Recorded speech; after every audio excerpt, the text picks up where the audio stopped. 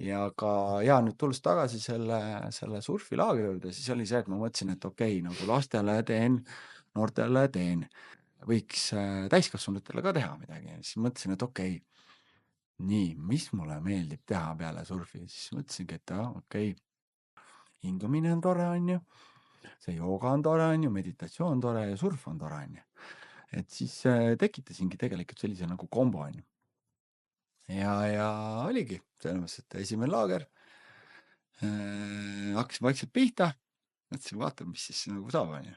Muidugi kondikava oli olemas, on ju, programm oli olemas, on ju. Ja siis, kui me selle laagri ära tegime, siis esiteks nagu tehes neid tegevusi, siis noh, tegelikult nagu sa saad ise aru juba, et nagu kui kui vajalikud need on, et selles Mhm. mõttes, et just see, et see keha, meele ja kõik see kombo, on ju. Ja tehes kõiki neid asju nagu ongi, noh, selles mõttes, et üks asi on see, et lihtsalt nagu mediteerid või teine asi on see, et sa lihtsalt oled nagu tegevuses, on ju. Et siis see juba viib neid mõtteid nagu mujale, on ju.